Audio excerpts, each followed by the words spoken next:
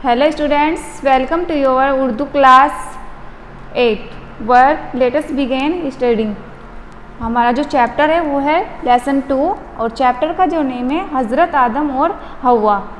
तो इसमें मैं आपको रीडिंग कराऊंगी और आपको इसे ध्यान से सुनना है, फिर आपको भी इसे अच्छे से लर्न करना है, ठीक है। तो देखो, सारी दुनिया का मालिक अल्लाह है। अल्लाह ने जब दुनिया बनाने का इरादा किया तो इसने अपने खास फरिश्तों को हुक्म दिया कि वो ज़मीन से कुछ मिट्टी लेकर आए। फरिश्ते खुदाए ताला के हुक्म के मुताबिक ज़मीन से मिट्टी लेकर खुदा के सामने पहुँचे। अल्लाह ने फिर फरिश्तों को इसी मिट्टी से आदम का पुतला बनाने को कहा। अल्लाह का हुक्म पाकर फरिश्तों ने मिट्टी का पुतला बनाया। अल्लाह ताला ने अपनी कुदरत से इसे पुतले में रूह डाल दी, वो पुतला जानदार बना दिया। इसके बाद अल्लाह ताला ने तमाम फरिश्तों को हुक्म दिया कि वो सब इसी पुतले यानी अल्लाह के नबी हज़रत आदम अलैहिस्सलाम को सजदा करे। सब फरिश्तों ने अल्लाह के हुक्म पर अमल किया, लेकिन इज़ाज़ील इब्लीस ने आदम अलैहिस्सलाम को सजदा करने से इनकार कर दिया। अल्लाह ताला इज़ाज़ील से नाराज़ हो गया, इसके गले में लानत का तोक डाल दिया और इसका नाम शैतान इब्लीस रख दिया। शैतान इस दिन रोज़ा ज़ेल से आदम और इंसान का दुश्मन हो गया। हज़रत आदम इस दुनिया में तन्हा इंसान थे, उन्हें तन्हाई महसूस होती थी, दिल नहीं लगता था।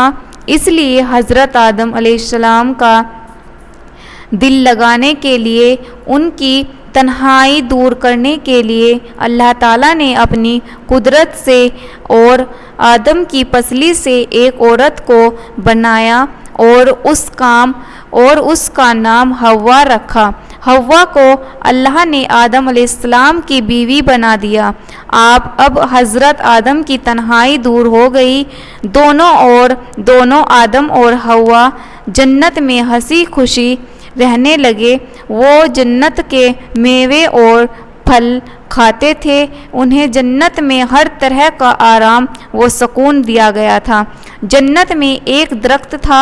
अल्लाह ताला ने आदम और हव्वा दोनों से इस दरख्त का फल खाने को मना फरमा दिया था। एक दिन शैतान ने हव्वा को अकेले में बहका दिया और वो फल खिला दिया। हव्वा ने आधा फल हज़रत आदम को भी खिला दिया। अल्लाह ताला हज़रत आदम और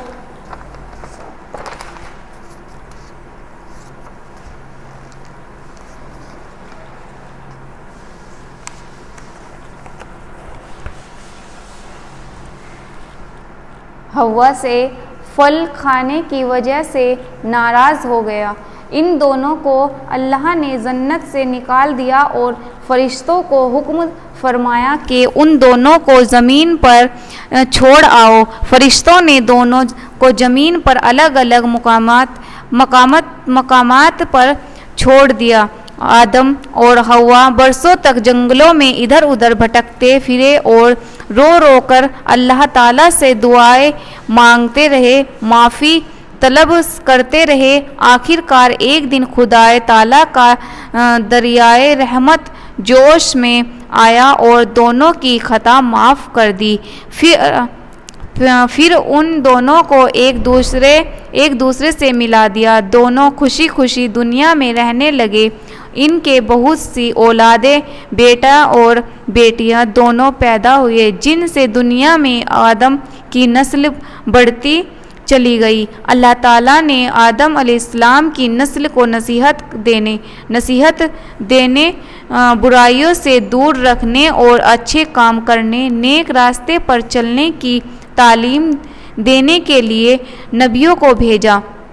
अल्लाह के हुक्म के मुताबिक हज़रत आदम ने अपनी औलाद को नेक रास्ता दिखाया, अच्छे काम करने और برے کاموں سے دور رہنے کی تعلیم دی۔ آدم علیہ السلام دنیا میں سب سے پہلے نبی ہے، وہ ہم سب انسانوں کے باپ بھی ہے۔ اسی طرح حضرت حوا ہم سب کی ماں ہے، کیونکہ دنیا میں سب سے پہلی عورت وہی ہے۔ ٹھیک ہے، تو یہ میں نے آپ کو ریڈنگ کرائی ہے، آپ اسے اچھے سے لرن کرنا، اور جو آپ کا بک ورک ہے وہ آپ کو اپنی بک میں فل کرنا ہے، اور جو الفاظ معنی اور سوال جواب ہے وہ آپ کو اپنی نوٹ بک میں کرنا ہے۔ Okay, thank you.